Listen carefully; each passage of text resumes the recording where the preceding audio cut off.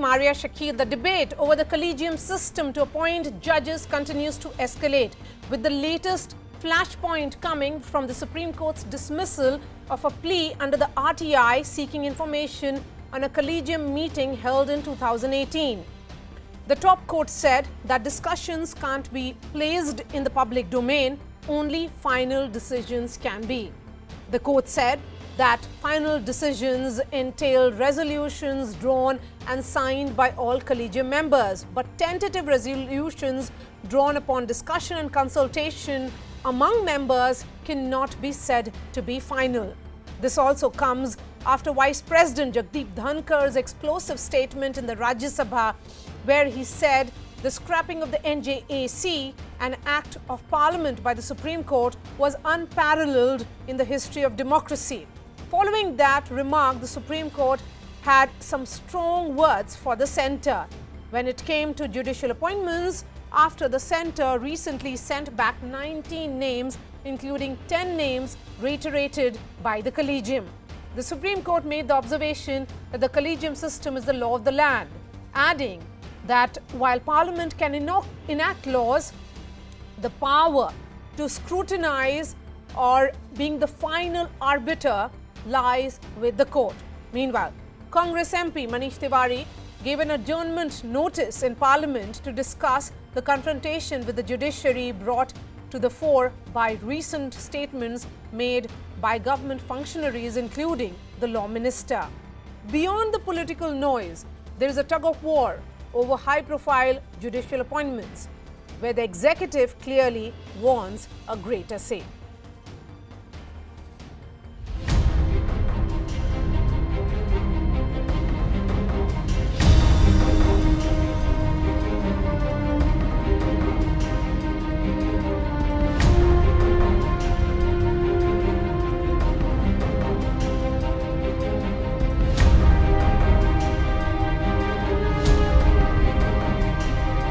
Parliament, in a much-needed historic step, passed the 99th Constitutional Amendment Bill, paving way for the National Judicial Commission. There was unprecedented support. The Lok Sabha unanimously voted in its favor.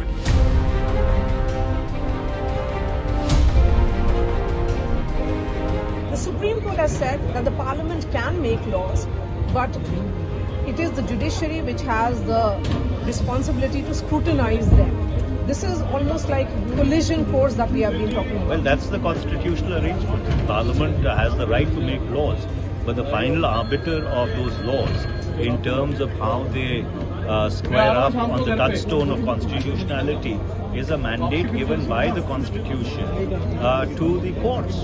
And therefore this confrontation, which is unfortunately building up, does not augur well for the constitutional scheme. And therefore I had given a notice under Rule 184, an adjournment notice, to have a detailed discussion.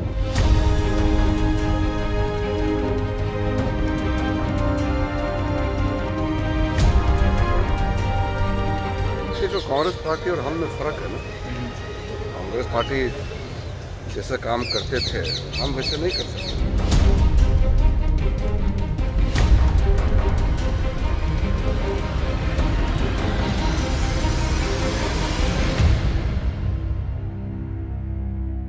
So where is it all headed? Is it now a complete collision course on which the executive and the judiciary are on? Here is the argument from both the sides.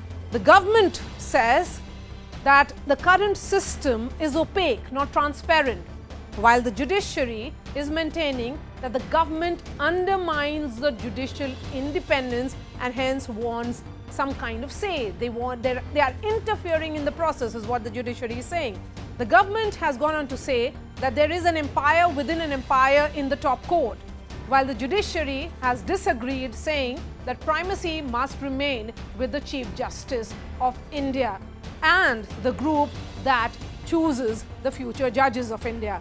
The government is then saying that the collegium system is to blame for judicial vacancies. The number of vacancies that are there in higher judiciary, in the courts of India across, and even as the number of cases is also rising, while the judiciary is maintaining that it is the politics which cannot be allowed to influence the judiciary.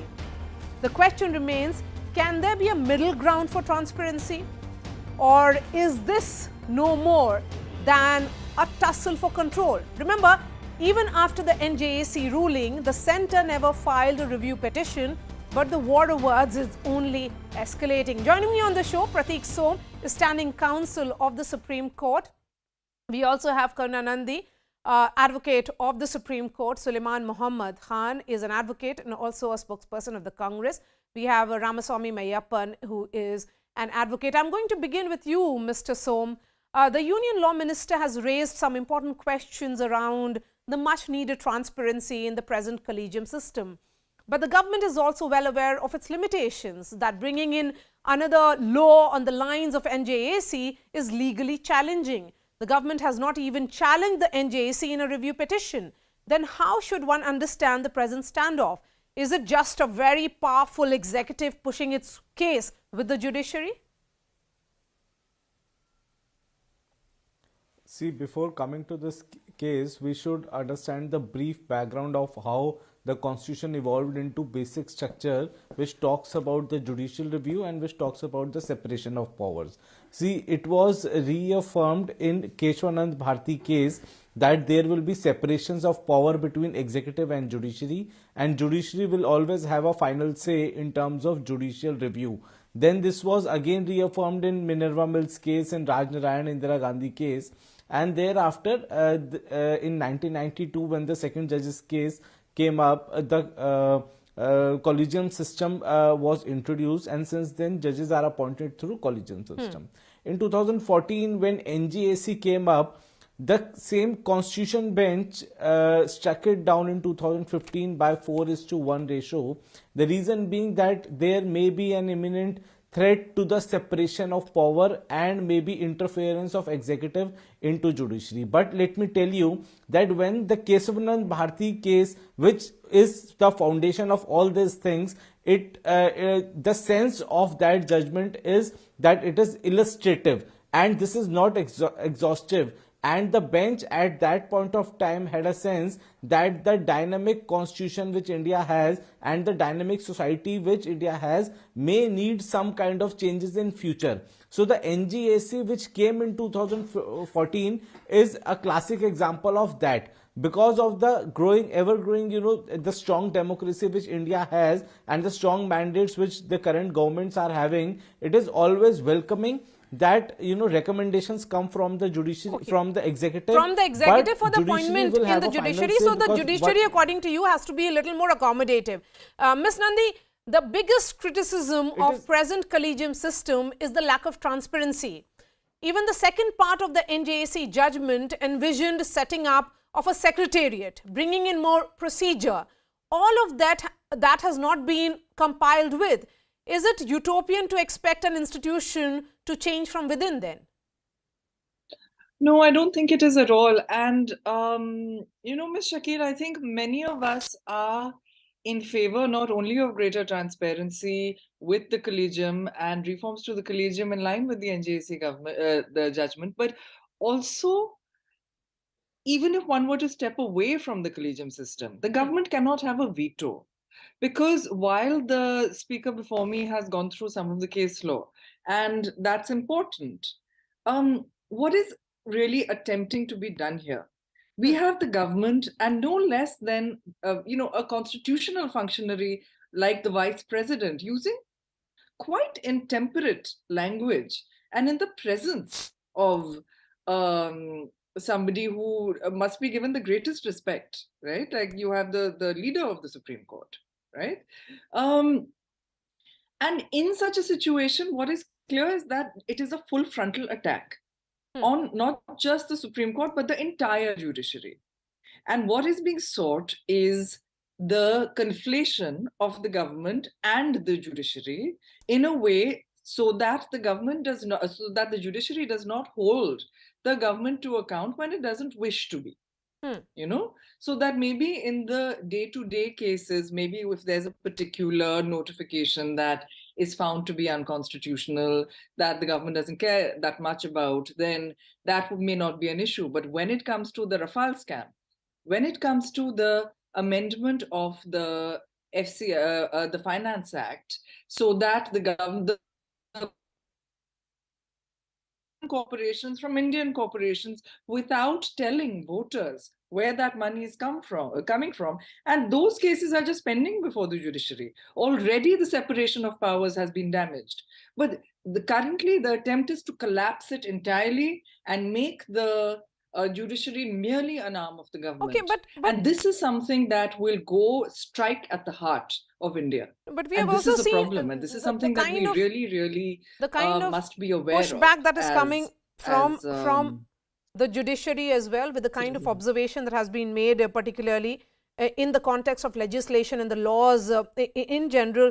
Suleiman Mohammed, the fact is also of the charge that has come from the executive and also a certain section of the legislature that there is nepotism and dynastic succession in the judicial appointments, and that won't end on its own. Yeah, Maria, I'll agree with this. There is nepotism, there's appointments, there's certain favoritism, it's in the public domain. But the issue is the way this issue, the confrontational mode in which this government is working. You know, as the learned counsel before me has expressed her views, and she's very right in saying that the high functionaries, constitutional functionaries like the Vice President of India, the Law Minister in presence of the CJI, saying something like that we have not seen, using very strong words, is, you know, it's not good for the constitutional democracies and the institutions to work like this. And when the central government is coming in a full-on confrontation with the Supreme Court, it will not be well taken. And that is what has been expressed by a bench of Supreme Court, that it is not well taken. These comments are not well taken, and they have advised the Attorney General to advise the government on this. No, And but let's go a little beyond that. Let's look at the constitutionality of the present collegium system. And Ramaswamy Mayappan, come in on this. What really is the constitutionality of the present collegium system? It's argued that it finds no mention in the constitution and has been developed extra constitutionally. That is the criticism that has come in. Please explain to our viewers. See, first, yes, let's take this bit by bit. Before coming to your question, one thing that we will have to take in light vein is both the judiciary and the government are exercising their respective right to express one. Two, they're not infringing into each other's space. What our constitution so clearly gives, and what the drafters of the constitution and subsequently set by Ambedkar and the other members of a constitutional committee have foreseen, is keeping everyone in checks and balances. The checks and balances is what is provided for today. When one makes a comment, the other responds to it.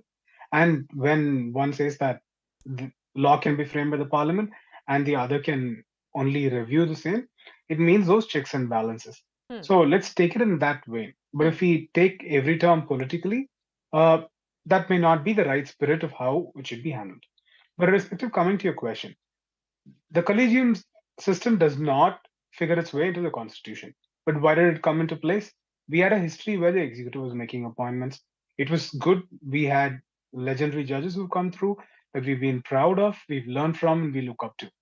But there was some impasse where we found some irregularities and something that wasn't acceptable to our society. Then came the 3 judges case, and then we found an alternative mechanism. The collegium system grew, and for the past 2 decades and a bit more, we've had the collegium system. Has it worked exceptionally well? It has worked for a significant period of time. But are we finding inefficiencies in the system? Yes, we are finding inefficiencies. And this is not coming from me. This is not coming from another layman. This is not coming from a politician. The same 5-judge bench that examined the NJAC did say that all is not well within the collegium system. So should we look at making corrections and improvements to the existing form? Yes, we do. There is a review mechanism that's available for every individual, every job, every organization in the country. Does the judiciary also need to look at a review mechanism for its own system? Yes. That's not a comment again coming from me. That's coming from learned judges also. Yes. So that being the position, So this I is think what essentially we need to look at the is judiciary and the executive expressing its own set of views and should not be seen as some kind of collision, being on some kind of collision course. Karna Nandi seems to be disagreeing with me. But Ms. Nandi, one thing is a given, the need for reform. How will the Supreme Court reform the process of appointment?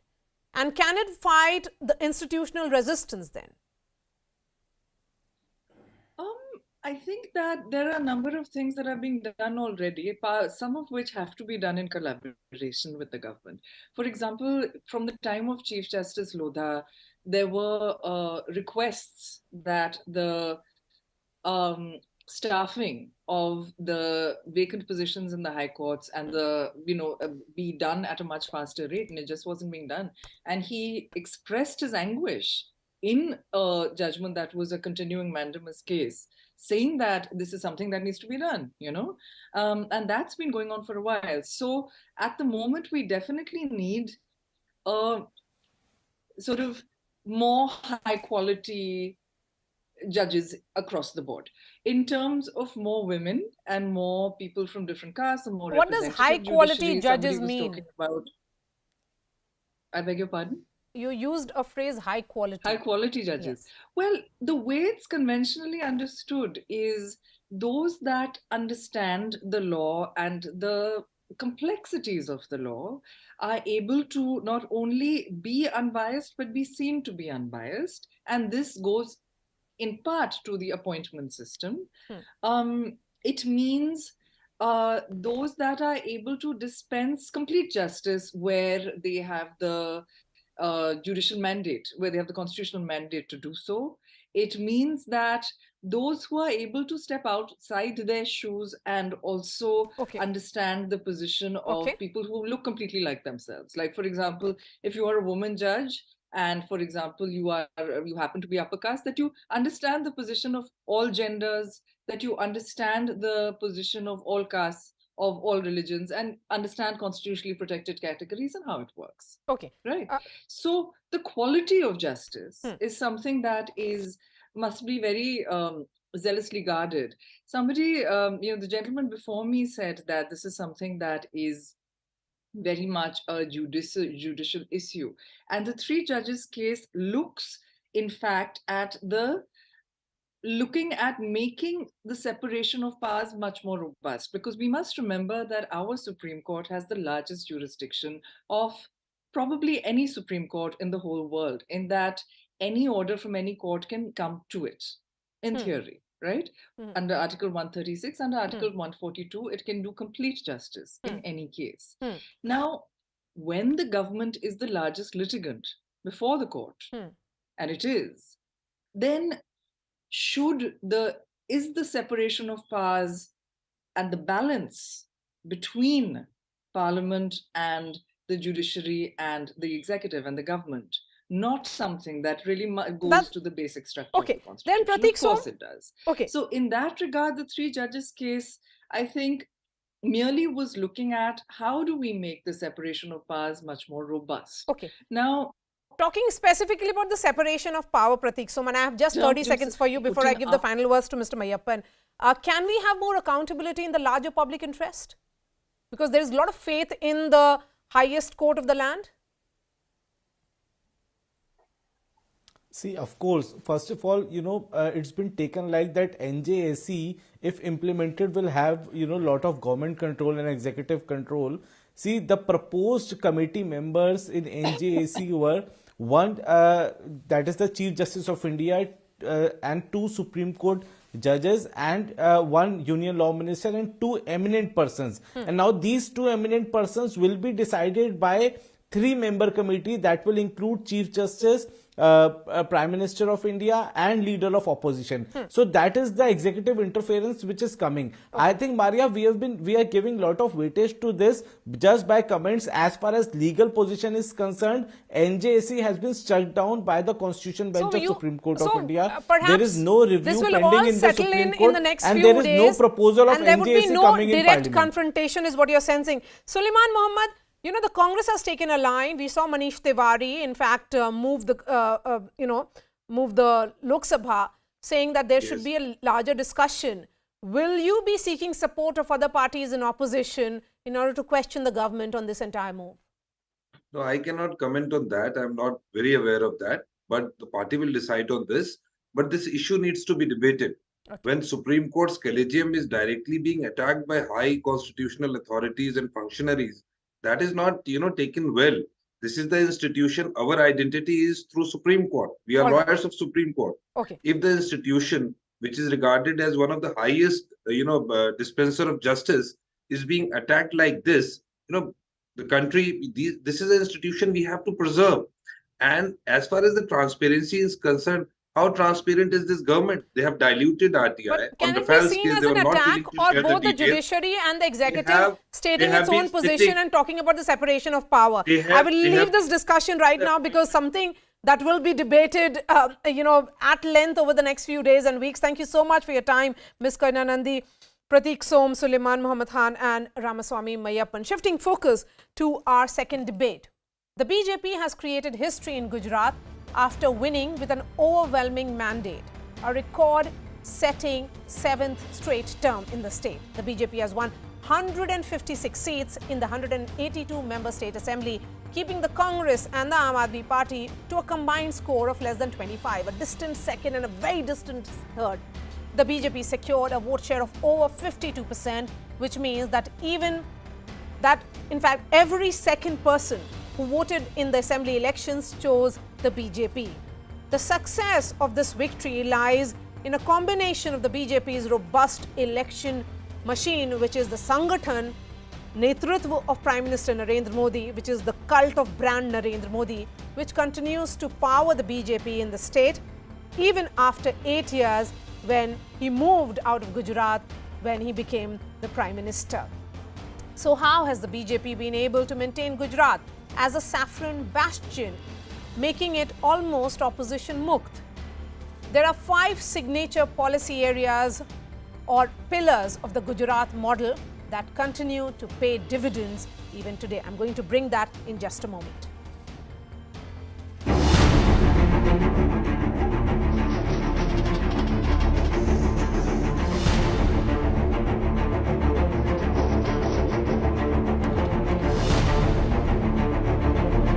There are a lot of changes that has taken place in the past. Quick changes, the city has become very clean, but in the past few years, a lot of changes can be seen, which is positive. मैं भाजपा के साथ हूँ। क्यों? क्योंकि उससे मुझे बहुत सारा फायदा करवाया है, इसी सरकार से मैं बहुत खुश हूँ। Bharatiya Janata Party is going to break all-time record, and it is not negative vote. It is all positive vote. It is not anti-incumbency. It is not that people do not want somebody, so they are voting for Bharatiya Janata Party. તો આપણે આત્મનિર્ભર બનવા માટે અમે સારી સુવિધા આપી છે એટલે અમે એને જ સપોર્ટ કરીશું એમ ખેડૂતોને બધાને પશુપાલકની સુવિધામાં બધી સારું એમણે એ કર્યું છે.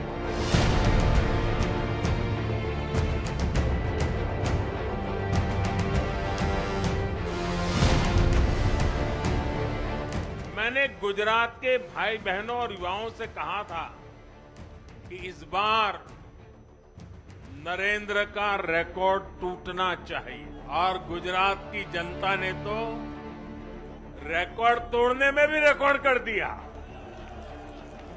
गुजरात के लोगों ने नया इतिहास बना दिया है.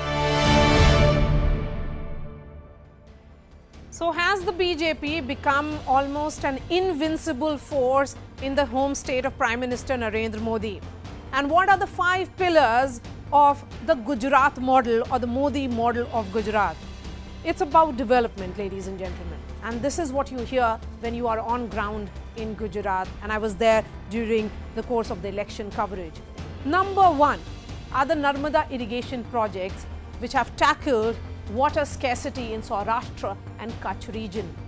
This network irrigates over 1 million acres of land, and that has been part of Prime Minister Narendra Modi's own vision as the Chief Minister of Gujarat. Number 2 is the education model. The second pillar is the education pillar of Gujarat, with rising enrollment via a network of 55,000 state schools. The third And this, in fact, the second pillar actually has ensured that the overall dropout rates have changed. The state has seen lower dropout rates via multiple Beti Padhao schemes and an exponential rise in colleges and universities from 2002 to 2022. Number 3, peace and security. With no riots, stable law and order, and a terror-free environment. That is what you hear. The sense of safety security is given. That is why people don't even talk about it. Number 4 is the dairy revolution, where the cooperative network has empowered lakhs of farmers, and 70% of revenue goes to farmers, and most of whom are women. I've met the women who feel extremely empowered, and these were the women in the Anand belt, that entire cooperative belt of Gujarat, who talked about how they felt financially powerful. And 36% of dairy farmers, or around 12.5 lakh, are women.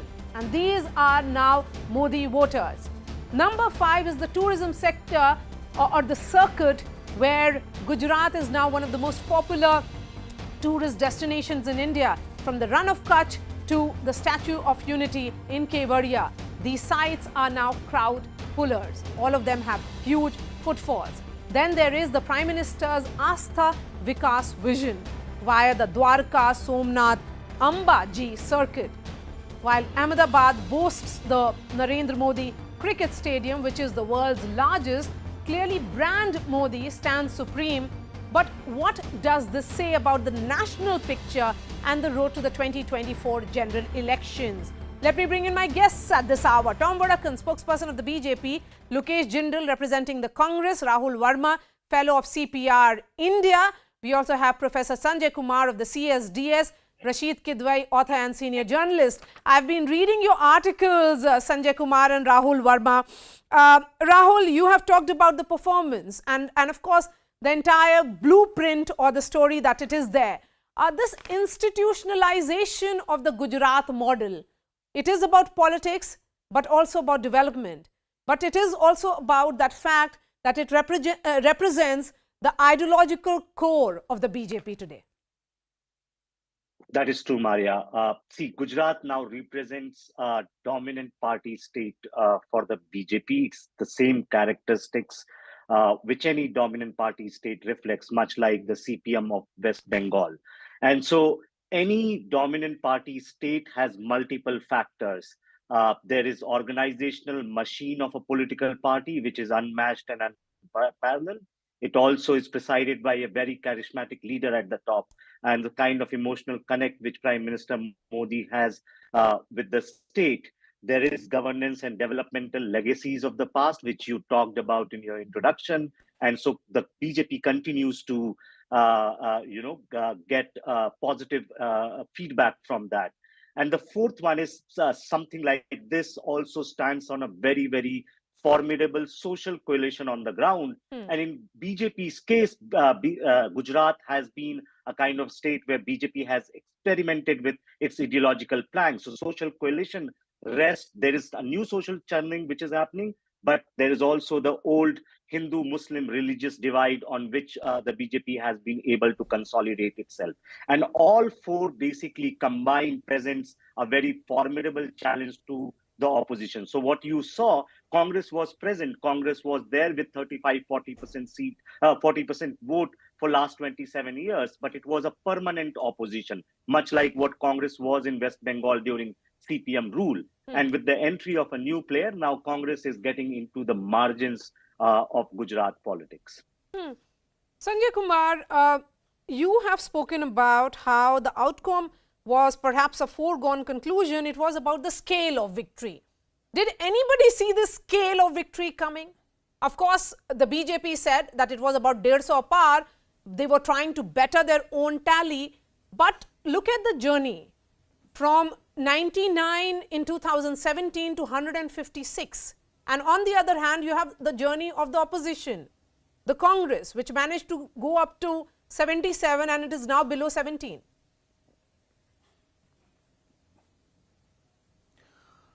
Maria, it would be difficult for me to say now, but I think I have said multiple times on different platforms, whenever I was asked this question about how do I see Gujarat Assembly elections, my statement used to be in Gujarat BJP is heading for the biggest victory, and I used to say I won't be surprised if BJP crosses 150. But let me also confess, I didn't imagine that BJP would be able to increase its vote share. My belief was that anti-BJP votes are going to get badly split between Congress and Aam Aadmi Party, and that will give BJP a huge advantage. That had happened, but that's not the real reason, main reason for BJP's massive victory. I think BJP's increasing vote share is the real story, and that is because of the huge attraction for Prime Minister Modi. And I saw this election turning into an election on Gujarati Asmita ka sawal.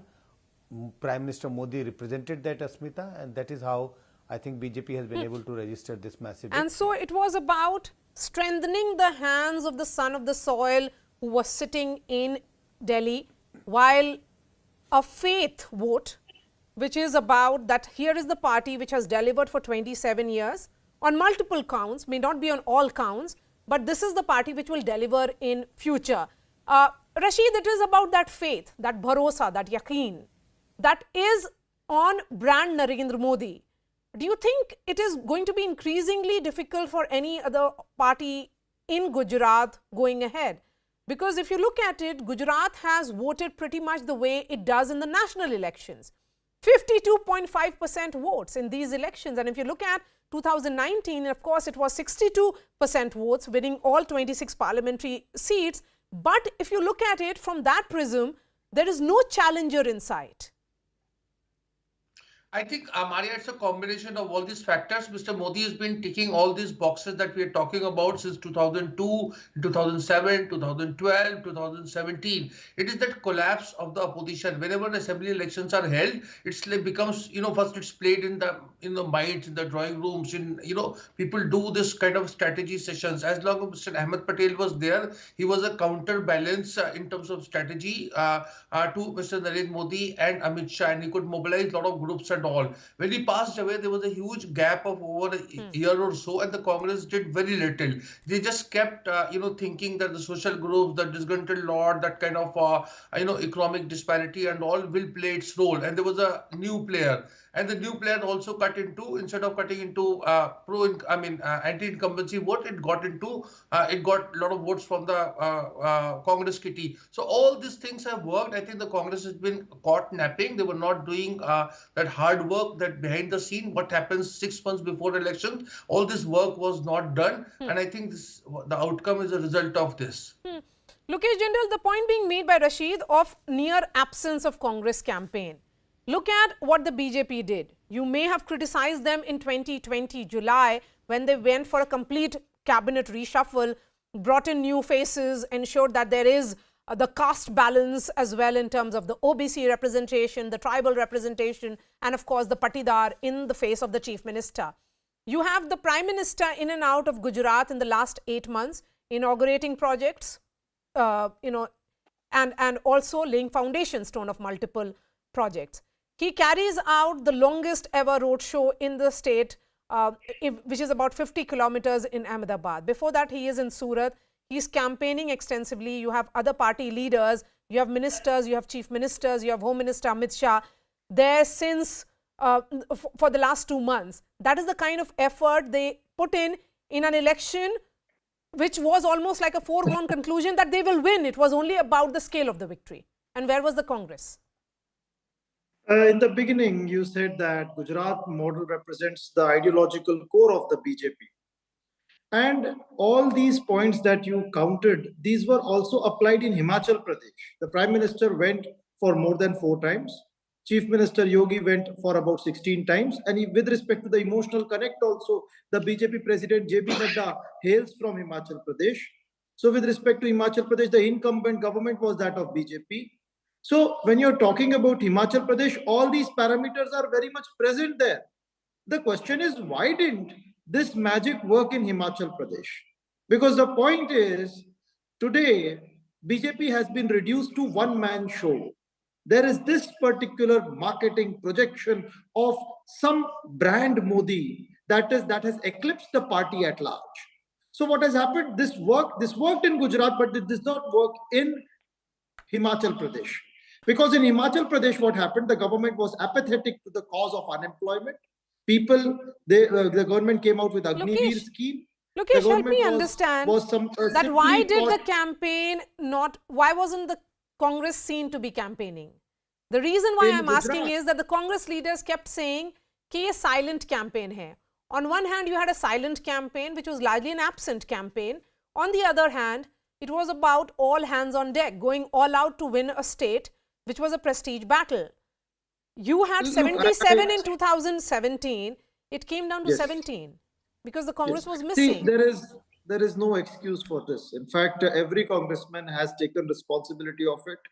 And immediately Mr. Sharma, he resigned.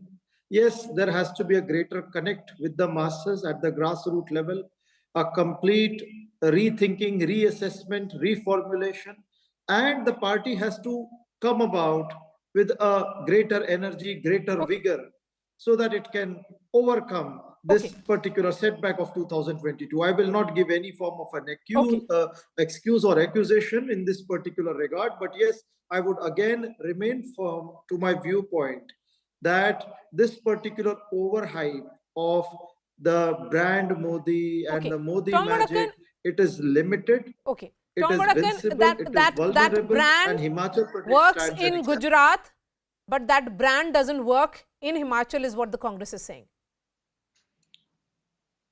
Maria, I've been patiently hearing the Congress representative.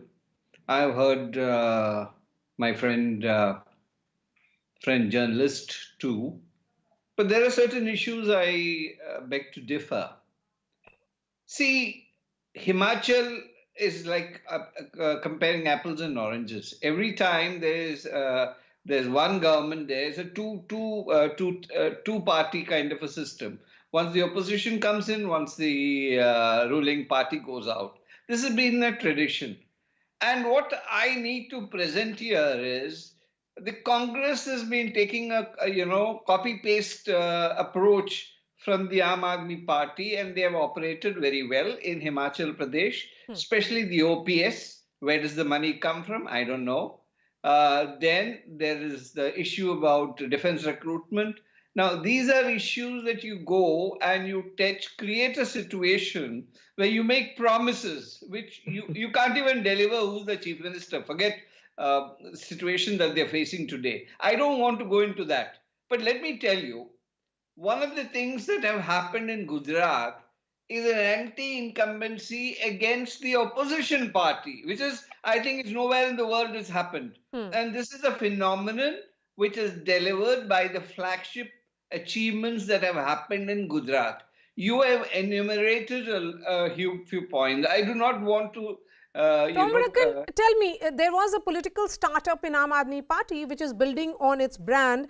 They are talking about freebies and welfareism. You may say that people of Gujarat have rejected it, and that's what I also sensed when I spoke to women of Gujarat. But is AAP a serious adversary going forward in 2027? You see, this kind of, I call them basically a bubble, propaganda bubble. And the reality is that they will soon get exposed. Because if they are not delivering, you've seen what is happening in Delhi. They did win the municipal elections. But the situation in Delhi, Maria, you are a resident of Delhi. You know what kind of situation we are facing. Punjab is a standing example.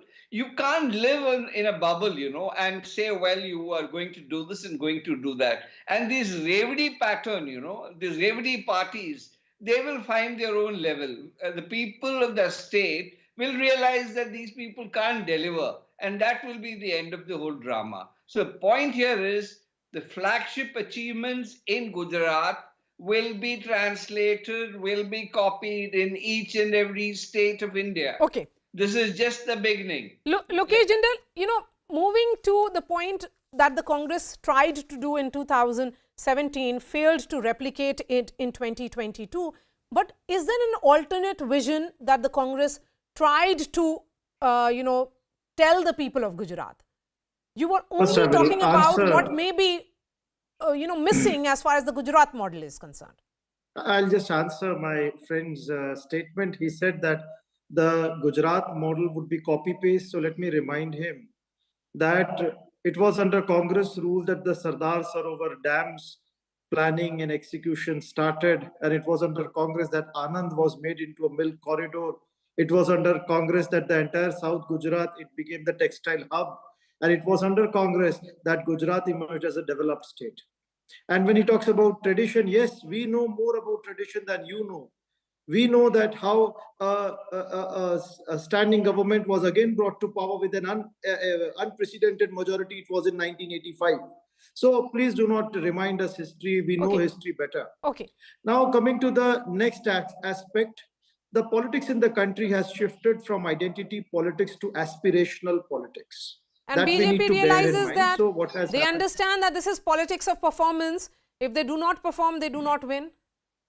Yes, to a certain extent, yes. The demographic transition is taking place. Population is shifting towards urban side. There are new aspirations of the young.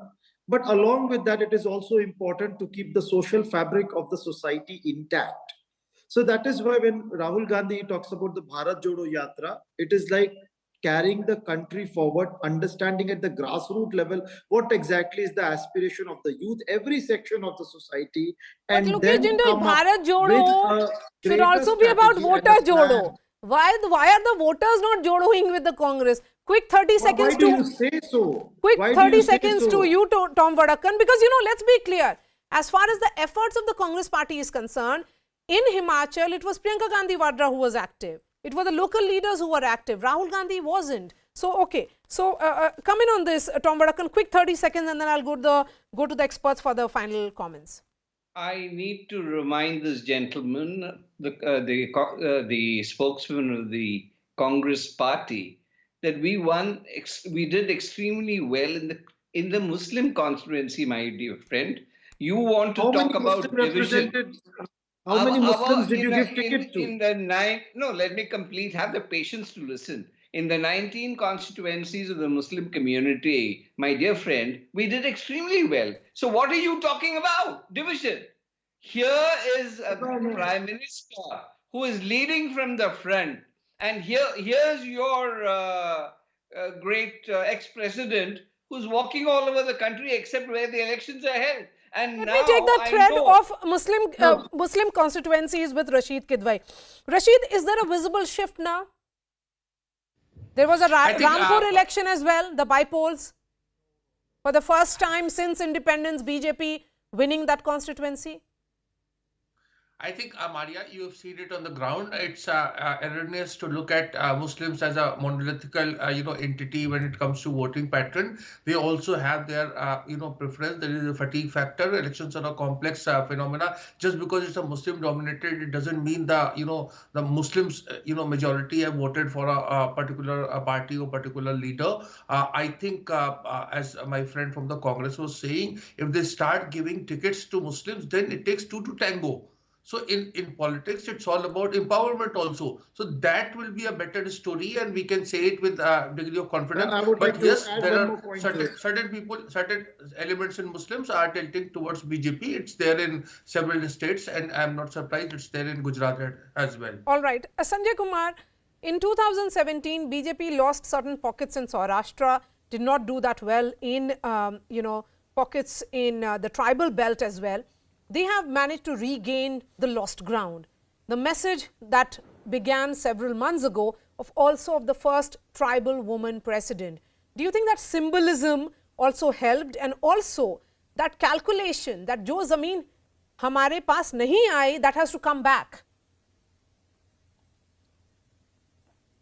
I think symbolism did help the BJP, but it's not only symbolism of having a tribal president of the country which helped the BJP in winning away the tribal vote. I think there are other reasons, and I think BJP was right. I think from the very beginning, BJP was clear that they were contesting this election not only to win election, but they wanted to create a history. And that is why it's not only the shift among the tribals, it is a shift among the patidars, a visible shift among the Dalits. But I don't agree that there is a shift of Muslim votes in favor of BJP. If I go by the data which we have been analyzing, there are 65 constituencies where Muslims are more than 10% of the total vote, between 10 and 20% of total voters in this constituency. And out of these 65, 60 has been won by BJP. But that doesn't mean that Muslims have voted for BJP in a big number. I think 65% of the Muslim vote in Congress in Gujarat went to Congress. Roughly about 15-16% of Muslim vote went to BJP. That has always been the case. If we look at 2017 or earlier elections, roughly 15 to 20% of Muslims have always voted for BJP in Gujarat, and that's the case even in this election. Okay. I have just enough time for Rahul Verma. The Prime Minister campaigns as if he is on the ticket. That's apparent. And do you think the speech that he gave is also an indication of the partnership that the BJP keeps on talking about, the double engine, where it's about the central leadership as much about the state leadership? When he says that Narendra had promised that Bhupendra will break Narendra's record and hence Narendra has to put in extra effort. True, Maya. Prime Minister leads from the front. Be it a small election, big election, small state, big state, even for some local by-elections also, he continues to send signals. And the most interesting part of, like, it's like he makes each election very important. And that's what BJP has been doing under Prime Minister Modi. For them, election is not just about winning it and winning it for the sake of power. BJP makes it a matter of organizational expansion. BJP makes it a matter of ideological expansion. So every time when they campaign, this is, of course, they do want to win election, but because the election is closely tied to building up of organization and expanding the ideological footprint, the party goes inch more every time.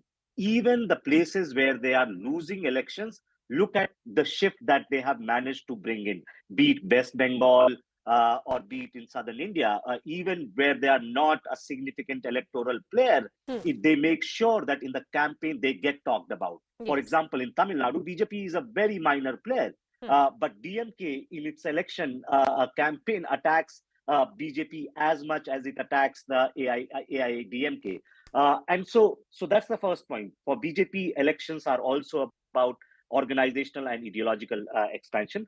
The second point is, which is very interesting, that not that Prime Minister talks about the state leadership and showers praise to the state leadership, for example, in Gujarat, but he also doesn't forget to thank the workers of the states where the party could not win. So, for example, yesterday in his speech, he talked about Himachal, he talked about Delhi, that we didn't win. But I would like to thank the party workers for working hard. Himachal make rivaz hai, hum rivaz nahi badal paye, but we were very, very close able to change that. And in some ways, all of this is very important in that Modi boosting the morals voter of the that we keep talking about. Thank you so much for your time, Tom Vadakkan, Lokesh Jindal, Rashid Kidwai, Professor Sanjay Kumar and Rahul Verma. Of course, it was a victory never seen before in the politics of the state of Gujarat, and that has given fillip to the BJP in the run-up to 10 states that go to polls next year, and of course the big battle for 2024. On that note, we are slipping into a short break. A quick update from Himachal when I return. Stay with us.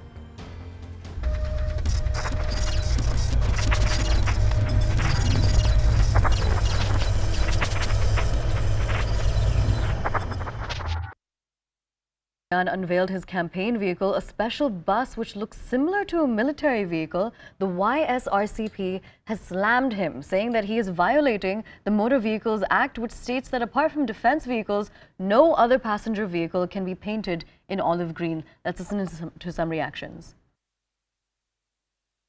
Requesting Pawan Kalyan, just come out of the cinema phobia, cinema aura. Indian Motor Vehicle Act. According to Indian Motor Vehicle Act, no one other than army, no one should use olive green color for vehicles, private vehicles. What is there? Just to follow the law. Every time you are going to say, I am a law-abiding citizen. I am more. I will respect all the acts. I will respect all the laws. What is there useful by stating statements only? As far as the Motor Vehicle Act is concerned, the Central Motor Vehicle rules declare that olive green should not be used for any motor vehicle other than the military army vehicles. That is very clear. Second, we have to first see whether this vehicle is bought, the chassis is bought as a goods vehicle or as a passenger vehicle. So we will have to verify all these things, whether this thing can be registered. If so registered, what is the way the owner wants the vehicle to be registered. It cannot be registered as a bus or something. It should be registered as a camper van. All right, now I'm crossing over to CNN News 18 Swastika Das to get us more. So Swastika, essentially a war of words in Andhra Pradesh. Can you tell us more about Pawan Kalyan's political plans? Well, Aisha, Pawan Kalyan is set to take a statewide bus yatra and a campaign trail in Andhra Pradesh starting January next year. This is what his tentative proposal is. And he is gearing up for the big elections in Andhra Pradesh in 2024 and also campaigning for the BJP ahead of the Lok Sabha election. Janasena is in alliance with the Bharatiya Janata Party in Andhra Pradesh, and he has also been making steady effort in stitching an alliance between the TDP, Janasena, as well as the BJP in a bid to bring back TDP into BJP's coalition, NJAC coalition. And this is something which has now become extremely prominent, with Naidu also making the same overtures to the BJP. But it remains to be seen whether Naidu can come back into NDA's fold. But Pawan Kalyan has been instrumental in doing that. What Pawan Kalyan essentially intends to do is come up with a combined force to take on Jagan Mohan Reddy in Andhra Pradesh. He says Jagan has looted Andhra Pradesh in the name of welfare schemes. The actual beneficiaries are not getting any benefits, and he's on a mission really to go and counter all the false propaganda being put forth by Jagan Mohan Reddy. All right, Swastika, I want you to stay with us. We are now being joined by Mr. Vishnuvardhan Reddy of the BJP. Mr. Reddy, thank you so much for speaking to CNN News 18. The breaking development is that the YSRCP has lashed out at Pawan Kalyan, saying that his election vehicle violates the Motor Vehicle Act. How do you see this entire war of words? Yeah, good morning.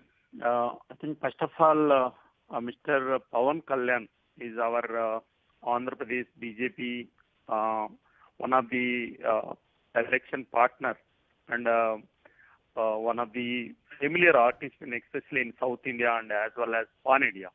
Is Pawan Kalyan ji, last 8 years, is having a political party.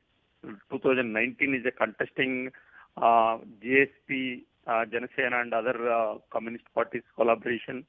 After defeated, he is also there joining BJP alliance. Now there Andhra Pradesh, a lot of corruption, lot of undemocratic activity.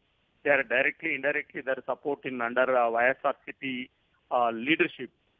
Particularly next 18 months in Andhra Pradesh.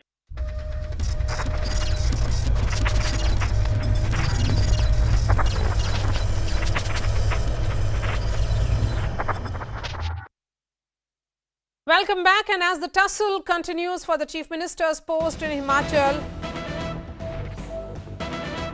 sources say Pratibha Singh is almost out of the race, and sources close to central leaders in Shimla say the party is not in favour to go for 2 by-elections. And remember, Pratibha Singh is the Lok Sabha MP from Mandi, and this report will now be submitted to the High Command tomorrow. Akash Sharma is joining us live from outside the Congress office in Shimla.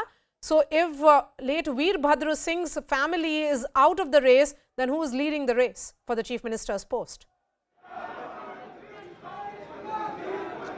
So you see, it was a long day for Congress party, and just a few minutes back, this CPL meeting has been concluded, and you can still hear the sloganeering here And, as of now, one-line resolution has been passed in this meeting. And Pratibha Singh is out of the race. This is what we are learning from our sources. Because Congress party is not in favor to go for by-elections. Remember, Pratibha Singh is an MP, and if she can, party allow her to be the next chief minister, so she has to fight election for an MLA post first, and she has to leave her MP post as well. So technically, Congress will have to fight 2 individual elections, then 2 by-elections, and party as of now is not in favor of these elections, and that's the reason why Pratibha Singh's name is out. Now coming back to the other contenders, so Sukhwinder Singh Sukhu is the name which is the prominent name as of now, and we are learning that he has got support of the MLAs as well, and this is the reason why people are saying that he will be the top contender now. However, he is not the only name. This is not the only name, because we have got Mukesh Agnihotri and Rajinder Rana as well. Rajinder Rana is the same person who fought election in 2017 against Prem Kumar Dhumal and won the election. And this time he has won the particular seat second time, and that's the reason his name is also in the list. As of now, this meeting has concluded, and you can see the supporters here. We have got a lot of sloganeering here. Some are raising slogans in favor of Pratibha Singh, some are raising slogans in favor of Vikramaditya, some are raising slogans in favor of Sukhwinder Singh Sukhu. But as of now, party high command will be deciding on the name of chief minister. This is what we have learned, and this is the outcome of this CLP meeting. Also, as far as this report is concerned, so this report will be submitted tomorrow, and day after tomorrow we can expect some sort of decision on the chief ministerial post here in Himachal Pradesh. Just 30 seconds I have for you, Akash. Is there a possibility of some kind of formula being worked out, particularly to have some kind of representation of Veerbhadra Singh's family, possible deputy chief minister's post for his son, Vikramaditya? Yes. So there is a buzz that, because family was maintaining this, in fact was mentioning it, that, you cannot forget Veerbhadra Singh's name, and you cannot ignore Veerbhadra Singh's family, because you fought a whole election on his name and on his photo. That's the reason why there is a buzz that, Vikramaditya can be a deputy chief minister here in Himachal Pradesh. Okay. But again, party high command will have to decide, and party high command would be deciding day after tomorrow. We are expecting that we'll be getting some sort of decision over it. All right, Akash, thank you so much for joining us. Akash, they are live with us from Shimla. That's all from me. Thanks so much for watching.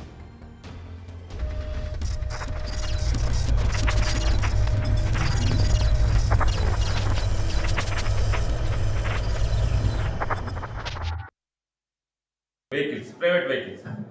What is there? Just to follow the law. Every time you are going to say, I am a law-abiding citizen, I am more, I will respect all the acts, I will respect all the laws. What is there useful by stating statements only?